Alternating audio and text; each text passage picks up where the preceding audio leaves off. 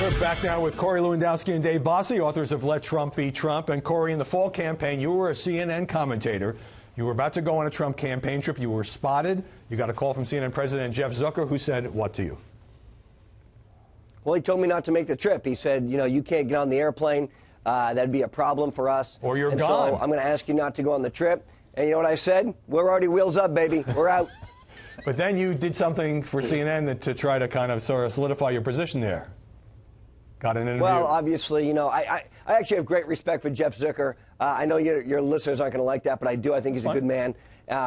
But you know, look, I think what I tried to help to do there was this was immediately following what is called Billy Bush Weekend, which we detail in the book. And what we did there is Anderson Cooper then had a sit-down one-on-one interview with Melania Trump where she was very candid and set the record straight about what she thought about the story surrounding her husband in that Billy Bush weekend. Right. And the day that Dave and I talk about in the book is where Donald Trump won the election. He won that at the St. Louis debate following that Billy Bush weekend where he took his message directly to Hillary Clinton. Because we're short on time. So you say during the campaign in the book that Hope Hicks, now the communications director, had to perform what service for Donald Trump? And by the way, Mr. Lewandowski, were you not covering up your own complicity in that service? Yes, I was actually. Look, I had to go get the McDonald's run.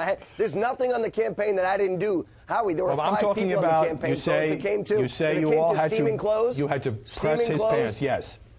Look, Howie, if I got to steam the clothes or I got to get the McDonald's or I got to pull the car around with five people on a presidential campaign, there's nothing you don't do. And I did it all. Hope did it all. Dan did it all. George Ajikos did it all. That's what you do on a small. We didn't have the juggernaut of the Clinton cabal, 900 people. There was five of us. I didn't even know it could be done while you're still wearing the pants. Dave, you both right that you went to see the president last May. You thought from the groundwork that you were both going to be offered senior White House jobs. You were relieved when that offer didn't come. Why? Why wouldn't you have wanted to go into the White House? You know, I won't speak for Corey on this, but for me, for my family, for my own health, you know what? I want to serve the president how best I can, whether it's from the outside or from the inside. And Corey and I are kind of soldiers in that movement, and we would do whatever he wants.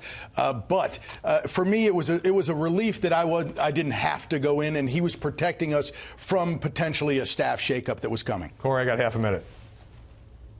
Same exact thing. Look, Dave and I both have young families. We put a lot of time into the campaign. The families made the sacrifice. And working inside the White House is like being in the Super Bowl. It's the greatest privilege for a political operative, but it also is a massive amount of commitment because it's 18 hours a day, 7 days a week, no breaks. So I think Dave and I are great surrogates on the outside for this president. We can say and do things you can't do if you're inside that building.